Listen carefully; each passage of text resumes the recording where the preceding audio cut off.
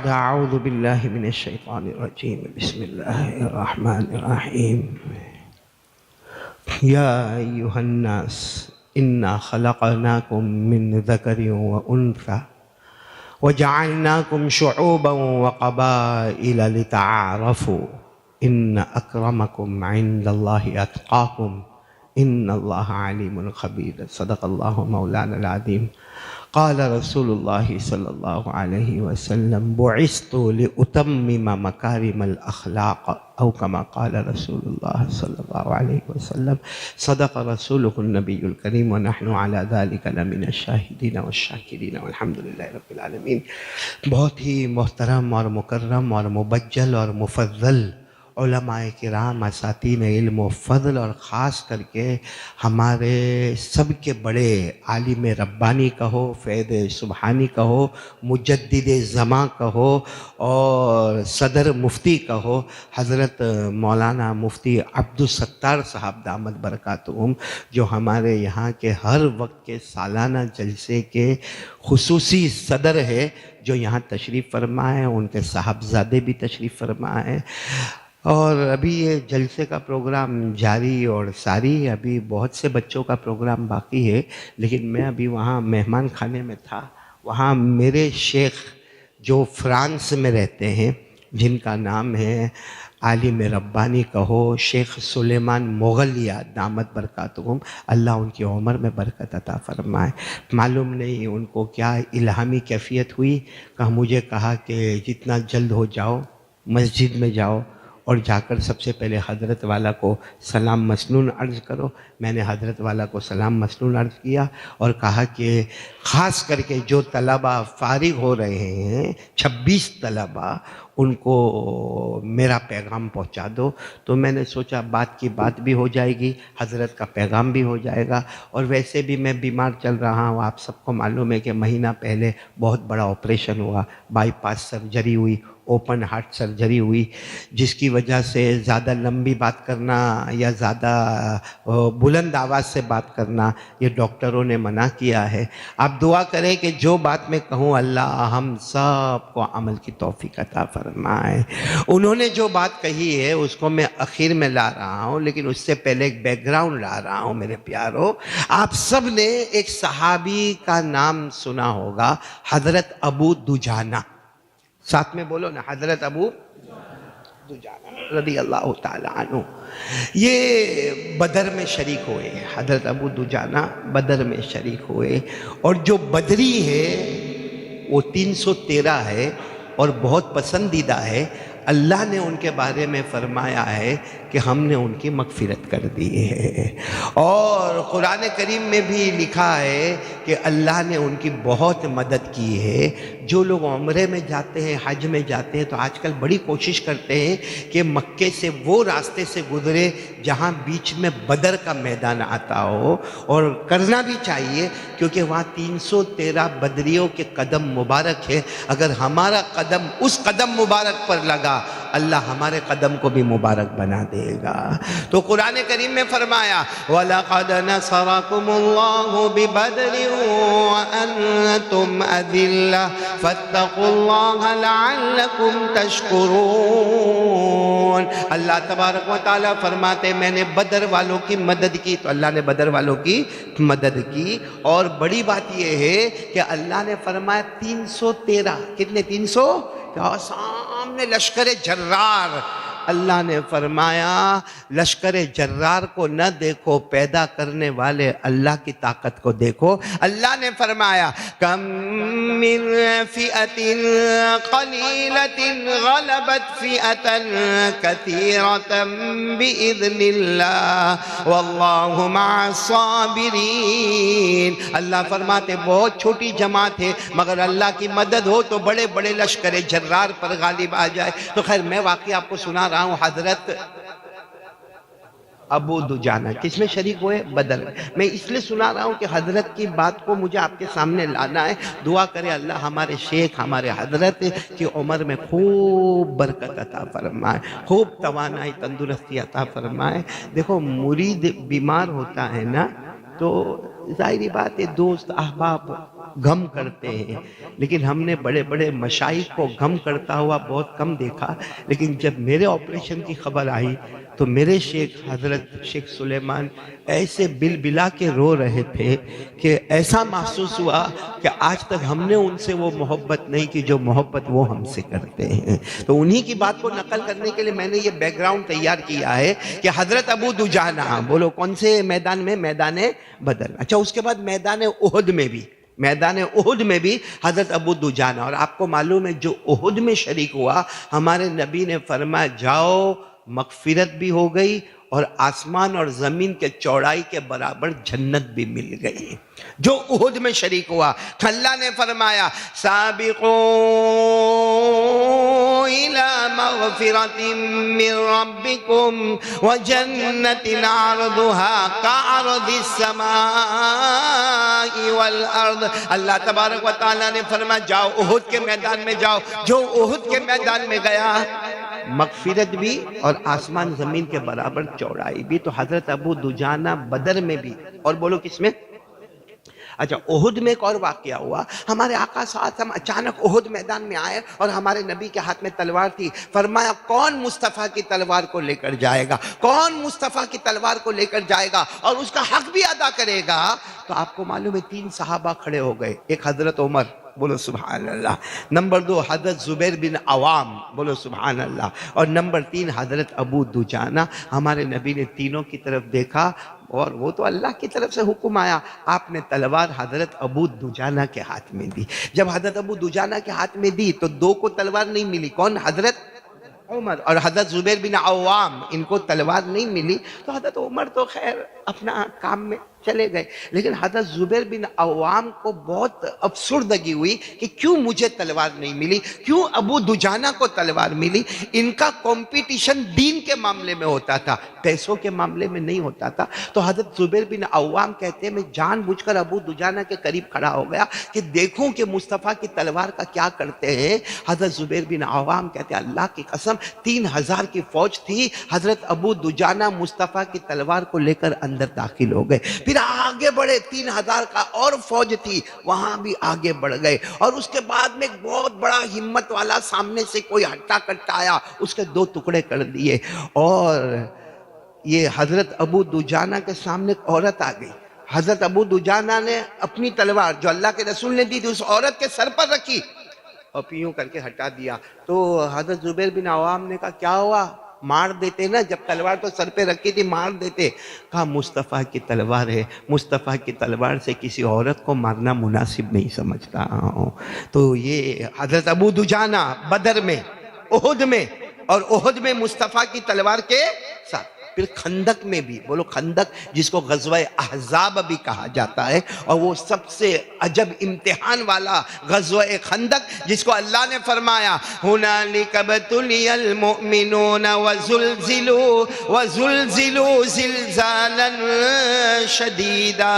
بہت امتحان والا غزوہ خندق، غزوہ احزاب، اس میں بھی حضرت ابو دجانہ۔ اور ایک حضرت ابو دجانہ کی بات بتاؤں جو بہت پتے کی بات ہے کہ حضرت ابو دجانہ حجۃ الوداع میں نہیں، حجۃ الوداع میں آپ کو معلوم ہے 1,30,000 صحابہ کم زیادہ حجۃ الوداع، اور وہ ہمارے آقا صلی اللہ علیہ وسلم کا پہلا حج، اور وہی ہمارے نبی کا آخری حج، اور اسی کا نام ہے حجۃ الوداع۔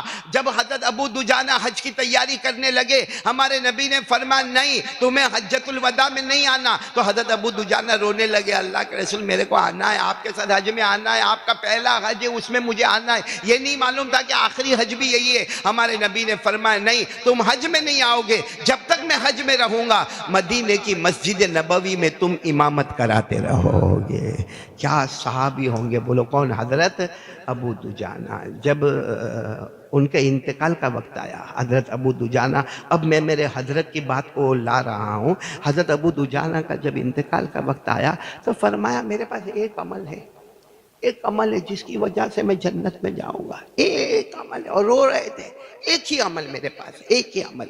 اور اس کی وجہ سے میں جنت میں جاؤں گا، باقی جنت میں جانے کے لیے اور کوئی راستہ میرے پاس نہیں۔ تو جتنے لوگ جمع تھے کہنے لگے ارے آپ تو بدری ہے، بدری۔ کسی نے کہا آپ احد میں شریک ہوئے، کسی نے کہا احد میں اللہ کے رسول صلی اللہ علیہ وسلم کی مبارک تلوار آپ کے ہاتھ میں تھی، کسی نے کہا غزوہ خندق اور احزاب میں آپ تھے، کسی نے کہا کہ حجۃ الوداع میں مسجد نبوی کے آپ امام تھے۔ کہا وہ سب باتیں اپنی جگہ پر ہے، اس میں مجھے شک ہے کہ دکھاوا آ گیا، کیا آ گیا، لیکن ایک عمل میرے پاس ہے جس کی وجہ سے میں جنت میں جاؤں گا۔ جب سب نے مل کر پوچھا کون سا عمل ہے، فرمایا اللہ کی قسم پوری زندگی گزر گئی، اپنی زبان سے میں نے کسی کو تکلیف نہیں دی ہے، اپنی زبان سے میں نے کسی کو تکلیف نہیں دی ہے، اور یہی میرا وہ عمل ہے جس کی وجہ سے میں جنت میں جاؤں گا۔ اب میرے حضرت شیخ سلیمان مغلیہ دامت برکاتہم نے فرمایا یہ بچے جو فارغین ہوں گے، جو ہمارے یہاں 26 کی تعداد میں، ہوتا یہ ہے کہ اب آپ لوگوں کو سند ملے گی، سر پر امامہ رکھا جائے گا، اب آپ عوام میں جاؤ گے، یعنی اب آپ کی زندگی کا ایک نیا مرحلہ شروع ہوگا۔ اب تک آپ جو تھے خواص میں تھے، خواص میں مدرسے کی چہار دیواری میں تھے، اساتذہ کے درمیان تھے، طلباء کے درمیان تھے، چھوٹے اور بڑے بچوں کے درمیان تھے۔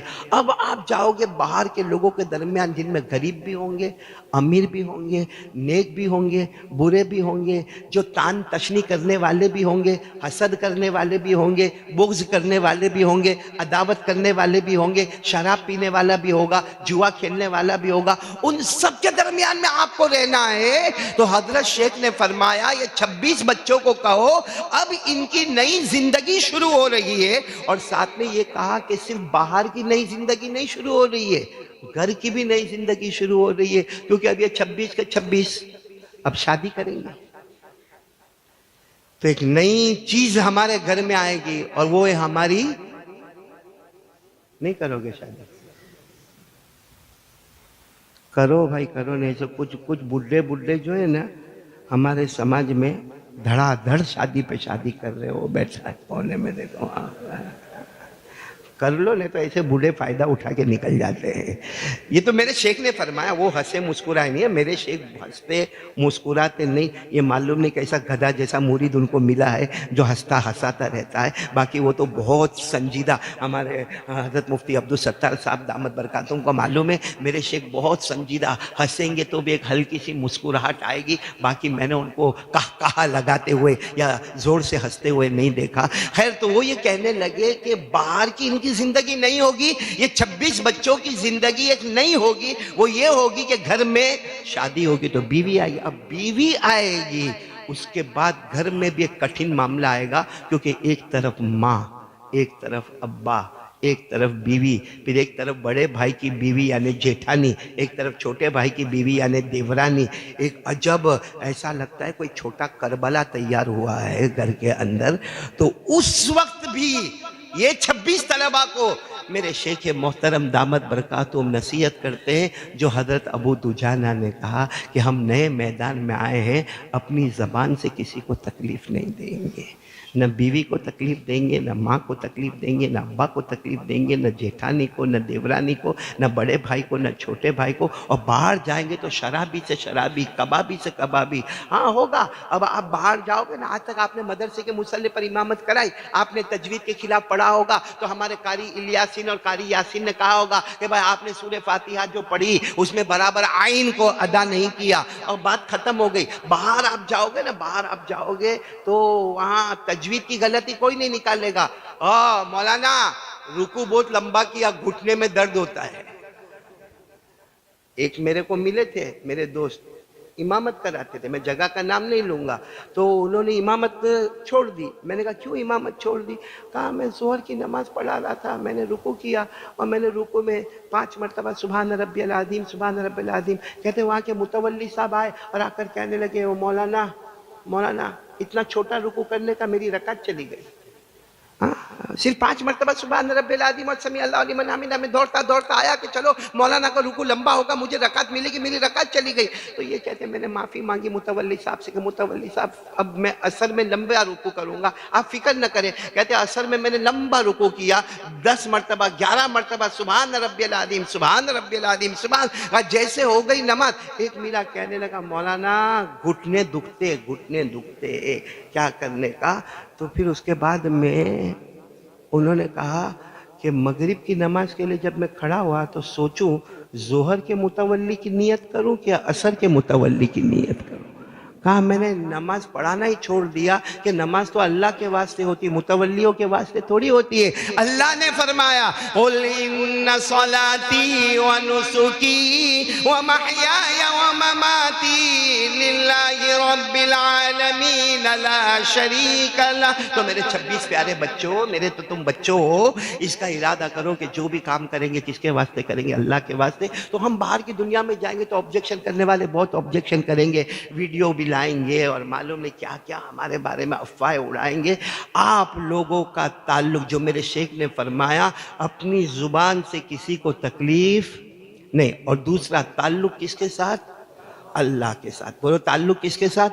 اب آپ باہر جاؤ گے اور آپ باہر ویڈیو پر کھیلتے رہو گے، موبائل پر کھیلتے رہو گے، موبائل کے شارٹس دیکھتے رہو گے، اور باہر کی پبلک دیکھے گی کہ یہ موٹی نرولی میں فارغ ہوا، اس کے سر پر پگڑی باندھی گئی اور یہ رات کو 1-1 بجے 2-2 بجے تک موبائل سے کھیلتا ہے. میرے پیارو، اللہ کی قسم آپ تو بدنام ہوں گے، آپ کی وجہ سے آپ کے پڑھانے والے اساتذہ بدنام ہوں گے، آپ کے حدیث پڑھانے والے اساتذہ بدنام ہوں گے، آپ کے محتمم بدنام ہوں گے، بلکہ موٹی نرولی کی زمین کا ٹکڑا ٹکڑا بدنام ہوگا. اور یہ زمین کا ٹکڑا ٹکڑا قیامت میں آپ سے پوچھے گا ہم نے تیرا کیا بگاڑا تھا کہ تو نے باہر ہم کو بدنام کیا. اس لیے میں آپ سے ہاتھ جوڑ کر اپیل کرتا ہوں، میرے شیخ کی بات سناتا ہوں کہ بہت حالات آئیں گے. والذین جاہدوا فینا لنہدینہم سبلنا. حالات آئیں گے، آپ حالات کا مقابلہ کرو گے، لیکن زبان سے کسی کو تکلیف. سب سے کامل مکمل مسلمان کون؟ کامل مکمل مسلمان کون؟ قال رسول اللہ صلی اللہ علیہ وسلم المسلم من سلم المسلمون من لسانہ و یدہ. ہمارے آقا صلی اللہ علیہ وسلم نے فرمایا زبان سے کسی کو تکلیف نہیں، ہاتھ سے کسی کو تکلیف. آپ کو معلوم ہے حضرت حسین شہید کربلا، ان کے پاس کوئی کمی تھی؟ نہیں، حضرت حسین رضی اللہ تعالیٰ عنہ کے پاس کوئی کمی تھی؟ ہمارے نبی نے فرمایا او میرا حسین جنت کا پھول ہے، میرا حسین جنت کے جوانوں کا سردار ہے. ہمارے نبی نے فرمایا میرے حسین یہ تو جنت کی خوشبو ہے. لیکن آپ کو معلوم ہے ایک مرتبہ حضرت حسین رضی اللہ تعالیٰ عنہ، دیکھو ادھر دیکھو شہید کربلا حضرت حسین رضی اللہ تعالیٰ عنہ ایک مرتبہ بیٹھے ہیں، ان کی خادمہ، یعنی وہ زمانے میں باندھی ہوتی تھی نا، ان کی خادمہ کچھ گرم پانی لے کر آ رہی تھی، اور حضرت حسین رضی اللہ تعالیٰ عنہ اچانک ایسے مڑے اور اپنا ہاتھ ایسے کیا تو سارا گرم پانی حضرت حسین پر گرا، جس کی وجہ سے پاؤں بھی جلا، ہاتھ بھی جلا، چہرے کا کچھ حصہ بھی جل گیا. تو آپ نے بڑے غصے میں خادمہ کو یوں کر کے آنکھ نکال کر دیکھا. وہ زمانے کی خادمہ بھی کیسی اللہ کی ولیہ ہوگی، فوراً انہوں نے کہا والکاظمین الغیظ. اللہ کے پیارے بندے غصہ پی جاتے ہیں. بولو اللہ کے پیارے بندے غصہ. حضرت حسین نے اپنے چہرے انور کو جھکایا اور پیشانی پر جو بل آئے تھے، جو سلوٹیں آئی تھی، وہ ساری سلوٹیں ختم، بالکل جیسے ہیپی خوشی ہو گئے. تو پھر وہ خادمہ نے کیا کہا والعافین عن الناس. نیک لوگ تو معاف کر دیتے. فوراً حضرت حسین نے، حالانکہ بدن جلا ہوا ہے، کہتے جاؤ میں نے تمہیں معاف کر دیا. تو وہ خادمہ نے کہا واللہ یحب المحسنین. اللہ احسان کرنے والوں کو پسند کرتا. حضرت حسین شہید کربلا نے کہا جا تو اللہ کے واسطے آزاد بھی کر دیا.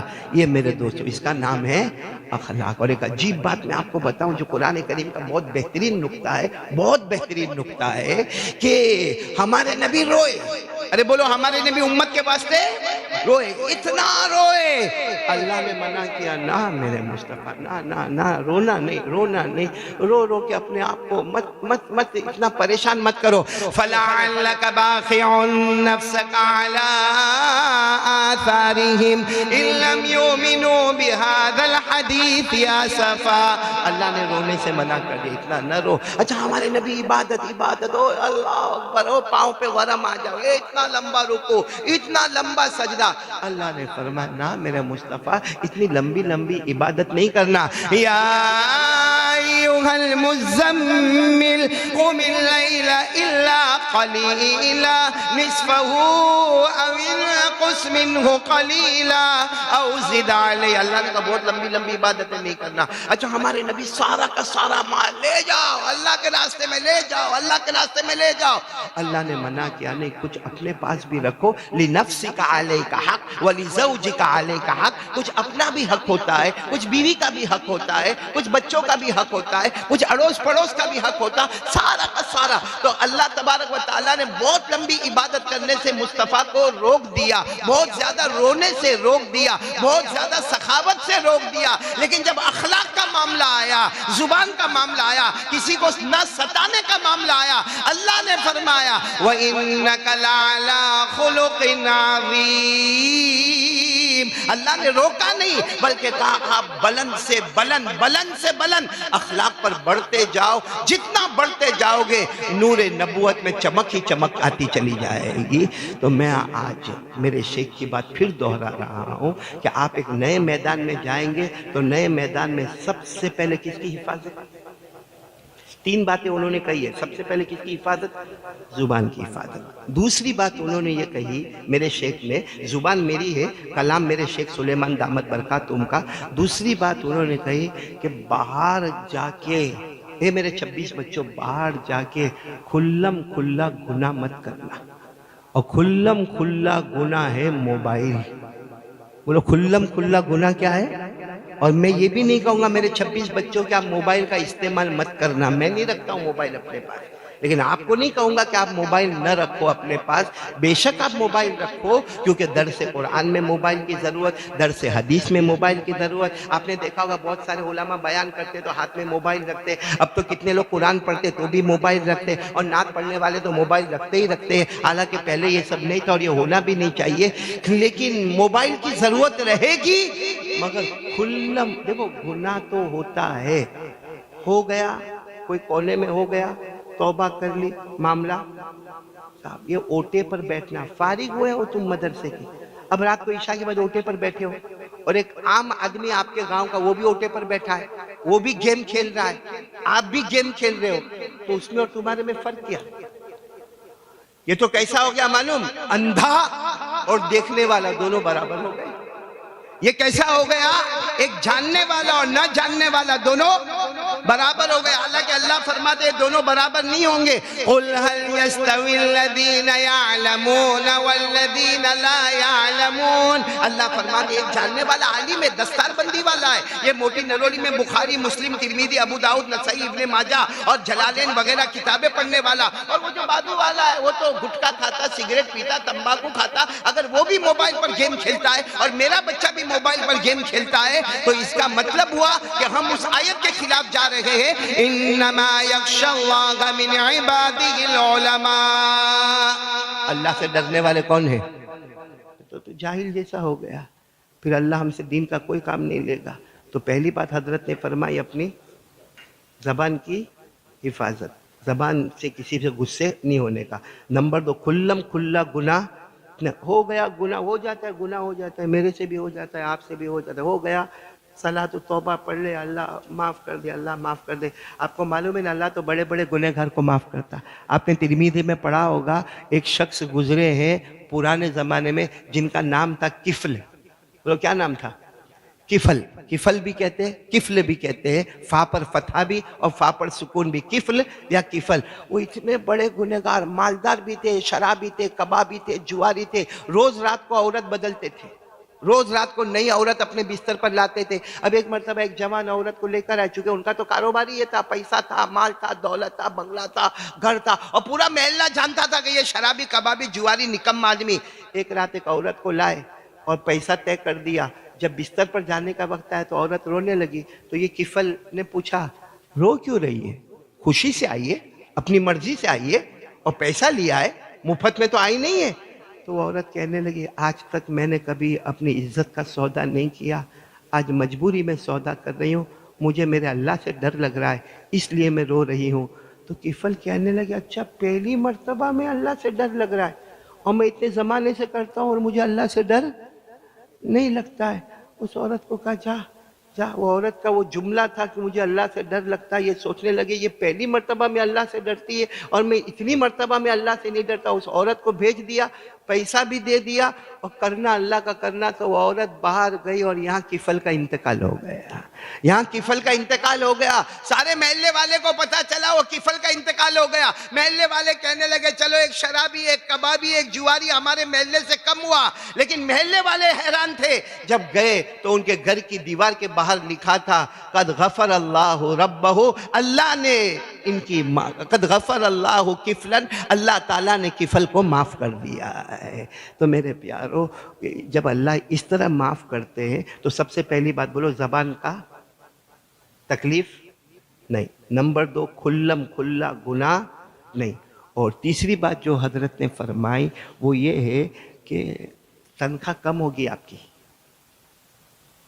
ارے بھائی ابھی جب مدرسے میں آپ پڑھانے جاؤ گے یا کہیں بھی آپ جاؤ گے تنخواہ کتنی ہوگی؟ کم ہوگی، تو تنخواہ کو بڑھانا ہے آپ کو۔ بھائی ابھی آپ جاؤ گے تو کوئی بھی مدرسے میں جاؤ، بھائی پہلی تنخواہ 8,000 روپیہ، 6,000 روپیہ۔ جو پرانے ہیں ان کی کسی کی 22 بھی ہوگی، 25 بھی ہوگی، 30 بھی ہوگی، لیکن آپ لوگ نئے نئے جاؤ گے تو تنخواہ کیسی ہوگی؟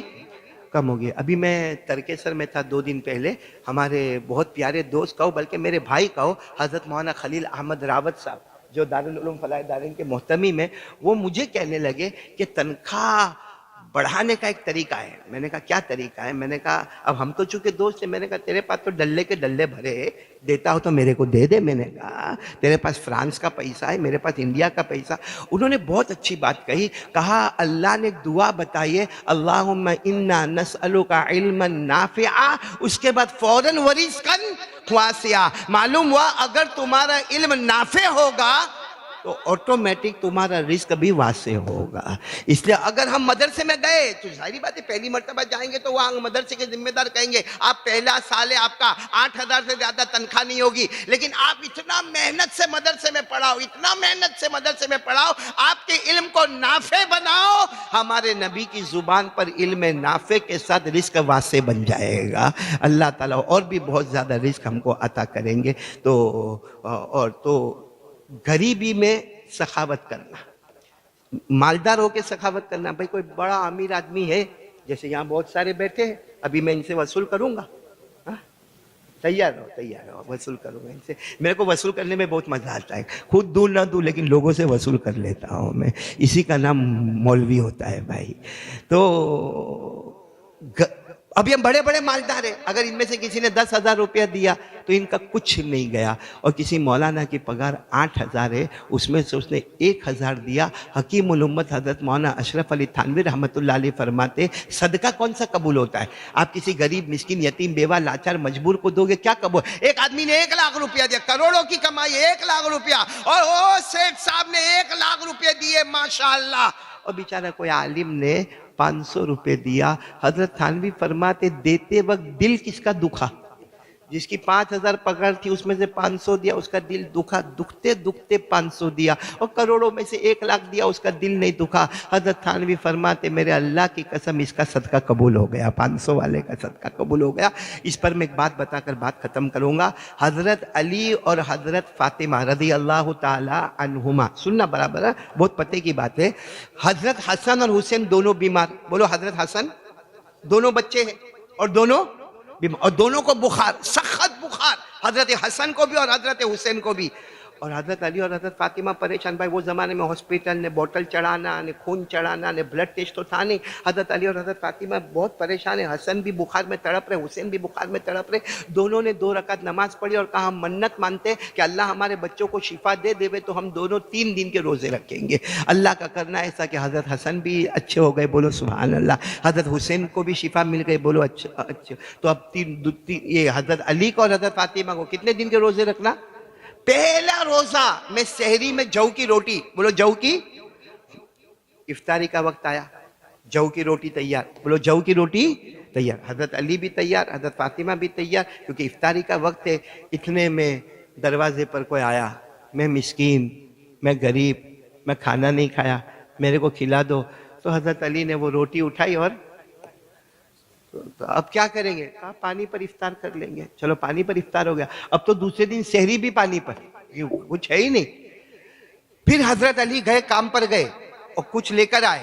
پھر حضرت فاطمہ نے جو کی روٹی بنائی افطار میں، دوسری رات کو افطار میں تیار جو کی روٹی۔ افطار کو تھوڑی دیر باقی ہے کہ باہر سے آواز آتی ہے، میں یتیم ہوں، یتیم بچہ ہوں، میرے کو کھانے کا دے دو نا۔ کل حضرت علی نے روٹی اٹھائی تھی نا، آج حضرت فاطمہ نے روٹی اٹھائی اور جا کر بولو دے دی۔ آج بھی پانی پر افطار، دوسری رات پانی پر افطار، تیسرے دن کی سحری بھی پانی پر۔ پھر حضرت علی کام پر گئے اور پھر جو لے کر آئے، اور پھر تیسری رات کو بھی جو کی روٹی تیار ہوئی۔ اچھا جو کی روٹی تیار ہو گئی اور بالکل افطار کا وقت، اتنے میں کسی نے دروازے پر دستک دی۔ میں قیدی ہوں، قید خانے سے چھوٹا ہوں، کھانا نہیں ملا ہے، پانی نہیں ملا ہے، کچھ کھلا دو گے نبی کا گھرانہ تو میرا کام ہو جائے گا۔ اس وقت حضرت علی فاطمہ کو دیکھے، فاطمہ علی کو دیکھے، حضرت علی فاطمہ کو دیکھے، فاطمہ علی کو دیکھے، آنکھوں میں اشارہ ہوا کہ یہ بھی دے دیا جائے۔ تیسری رات بھی کس پر افطار ہو رہا ہے؟ پانی پر۔ چوتھے دن جب حضرت علی ہمارے نبی کے پاس جا رہے، حالانکہ انہوں نے کسی کو کہا نہیں، یہ گھر گھر کی بات تھی، سخاوت کی بات تھی، اور وہ بھی سخاوت کب؟ جب اپنے پاس کچھ نہیں ہے اور سخاوت ہو رہی ہے، گھر گھر کی بات تھی۔ دوسرے دن جب اللہ کے رسول صلی اللہ علیہ وسلم کے پاس گئے، حضرت علی بھی ہے، حضرت فاطمہ بھی ہے، ہمارے نبی کی آنکھوں میں آنسو ہے، فرماتے علی فاطمہ کمال کر دیا، کمال کر دیا۔ ایک دن مسکین کو کھلا دیا، ایک دن یتیم کو کھلا دیا، ایک دن قیدی کو کھلا دیا۔ تو حضرت علی نے کہا اللہ کے رسول ہم نے کسی کو بتایا نہیں، آپ کو کیسے معلوم ہوا؟ کہا تم نے کسی کو نہیں بتایا، اللہ نے قرآن کی آیت بنا دیا، قیامت تک لوگوں کو معلوم ہوتا رہے گا۔ اللہ نے اس کو کیا بنا دیا؟ پڑھو نا میرے ساتھ میں، اللہ نے فرمایا وَيُطْعِمُونَ الطَّعَامَ عَلَىٰ حُبِّهِ مِسْكِينًا وَيَتِيمًا وَأَسِيرًا إِنَّمَا نُطْعِمُكُمْ لِوَجْهِ اللَّهِ لَا نُرِيدُ مِنكُمْ جَزَاءً وَلَا شُكُورًا۔ اللہ تبارک و تعالیٰ فرماتے ہیں ان کو کھانے کی ضرورت تھی، پھر بھی مسکین کو کھلایا، یتیم کو کھلایا، قیدی کو کھلایا، اور کھلانے کی وجہ کس کو راضی کرنا؟ تو میں آپ سے کہوں گا اگر آپ کو بھی زندگی میں پیسہ چاہیے، ابھی آپ جاؤ گے نا کوئی بھی مدرسے میں جاؤ گے، یا چلو آپ کوئی کاروبار کرو گے، تو شروع میں پگار بہت کم ہوگی، تو ہم کو کرنا کیا ہے؟ علما نافعا، تو ساتھ میں رزقا واسعا۔ علم کو اتنا نفع، خارج میں بھی پڑھا، آپ نے آپ کے شیخ الحدیث حضرت مولانا عارف صاحب کو دیکھا کہ نہیں خارج میں پڑھاتے ہوئے؟ میں نے کئی مرتبہ ہمارے بیٹے مولانا عارف صاحب کو دیکھا، مغرب بعد بھی سبق پڑھا رہے، عشاء بعد بھی سبق پڑھا رہے، کتنی مرتبہ رات کو یہاں سو جاتے ہیں تاکہ فجر کے بعد سبق پڑھائے۔ کیا ان کی بیوی ناراض نہیں ہوتی ہوگی کہ رات کو تو کم سے کم مولانا پڑھانا چھوڑو؟ لیکن یہ علما نافعا ہوگا تو رزقا واسعا۔ تو میں حضرت کی امانت پہنچا چکا، 3 کام 26 بچوں کو خصوصی طور پر، عمومی طور پر سب کو، اور میرے کو تو سب سے زیادہ 26 میں نمبر 1 تو میں اپنے آپ کو سمجھتا ہوں کہ اپنی زبان سے بولو، نمبر 1 زبان سے کسی کو تکلیف نہیں، نمبر 2 کھلم کھلا گناہ ہو جائے توبہ، بولو ہو جائے توبہ، کھلم کھلا گناہ نہیں کرنا۔ اور تیسری بات کیا بتائی؟ تیسری بات کیا بتائی؟ علم کو نافع بناؤ تو رزق کیسا ہوگا؟ کسی سے مانگنا نہیں، مانگنا مت کسی سے، بھائی محتمم صاحب اتنا دے دو، اتنا دے دو۔ علم کو نافع بناتے جاؤ، ہمارے نبی فرماتے تمہارا رزق واسع ہوتا جائے گا۔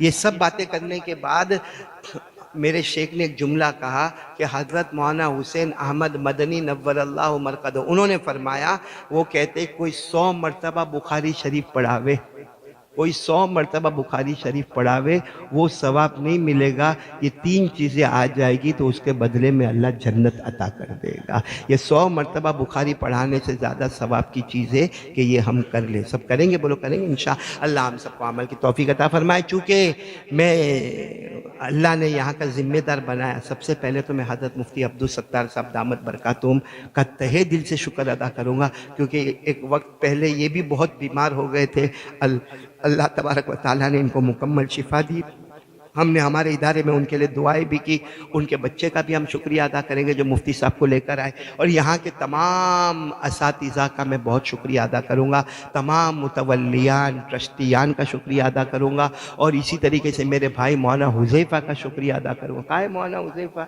کہ ہمارے مولانا حذیفہ کا بہت بڑا احسان ہے، سال بھر آپ کو اچار کھلایا ہے انہوں نے۔ ہمارے بھائی مولانا حذیفہ اتنا اچار کھلاتے، اتنا اچار کھلاتے، میں کہتا ہوں اچھا ہے ہمارا مدرسۃ البنات نہیں ہے ورنہ معاملہ گڑبڑ ہو جاتا۔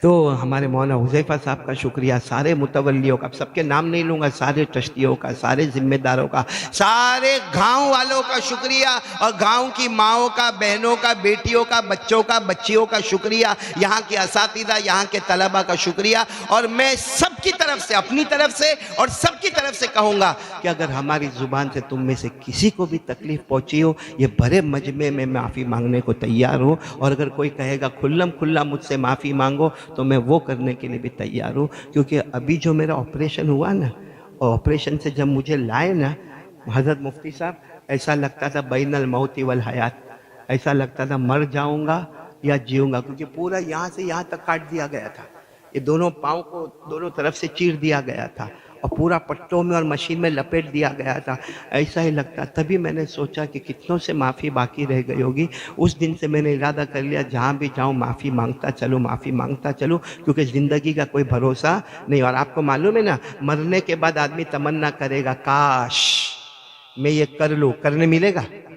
حضرت عبداللہ، آخری بات سن لو، حضرت عبداللہ ابن عمر ہے نا، ایک مرتبہ اپنے گھوڑے پر جا رہے تھے، کہاں جا رہے تھے؟ گھوڑے پر، ایک قبر کو دیکھا، حضرت عبداللہ ابن عمر رضی اللہ تعالیٰ عنہما نے قبر کو دیکھا، قبر کو دیکھا، یوں دیکھا، گھوڑے سے اترے، اللہ اکبر، 2 رکعت نماز پڑھی۔ اب جو ساتھ میں تھے کہنے لگے وہ قبر میں آپ کا رشتہ دار ہے، ثواب پہنچائے، ایصال ثواب۔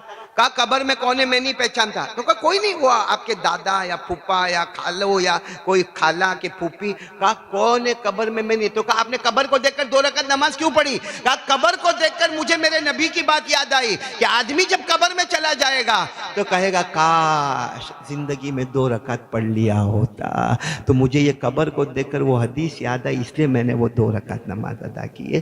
خیر میرے پیارو، اللہ آپ سب کو بہت اچھا رکھے، کچھ باقی تو نہیں رہ گیا نا، سب بول دیا نا، مولانا مجیب اللہ بول دیا۔ تیرے کو دیکھتا ہوں تو میرے کو بہت افسوس ہوتا ہے، یہ علم نافعہ رزقاً واسعہ اللہ تیرے اندر اتار دے رہے بھائی۔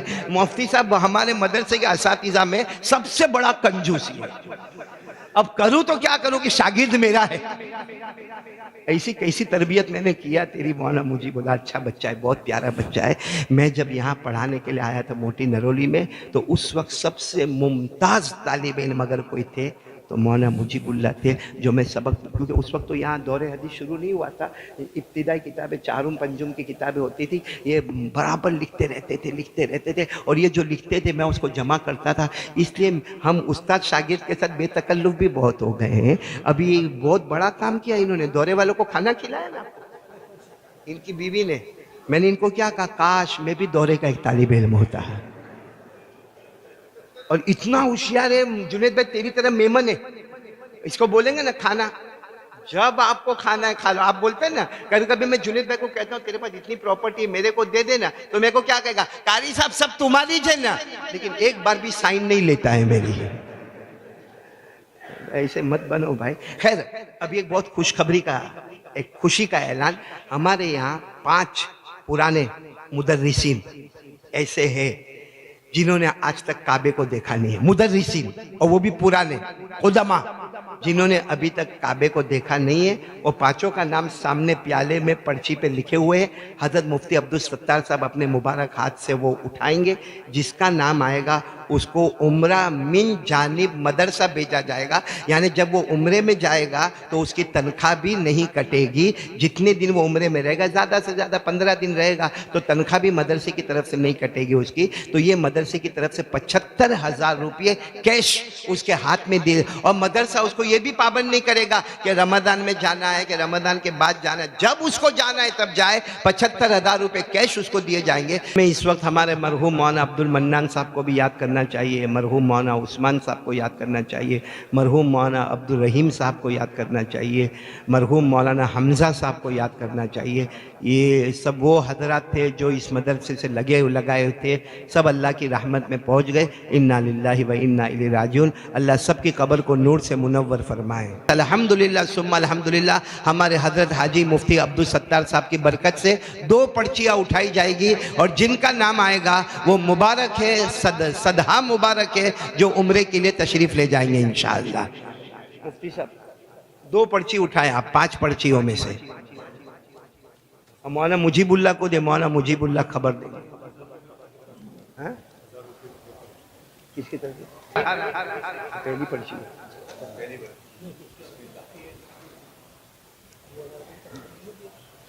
پہلی پرچی میں نام آیا ہے مولانا ارشاد صاحب کا۔ مبارک ہو مولانا ارشاد صاحب کو۔ ان کو 75 کھڑے ہو جائے بھائی مولانا ارشاد صاحب ماشاءاللہ، مفتی صاحب سے ملاقات کرے، اور ان کو 75,000 روپے کیش حافظ افضل کی طرف سے مل جائیں گے۔ جب ان کو جانا ہے تب جا سکتے ہیں۔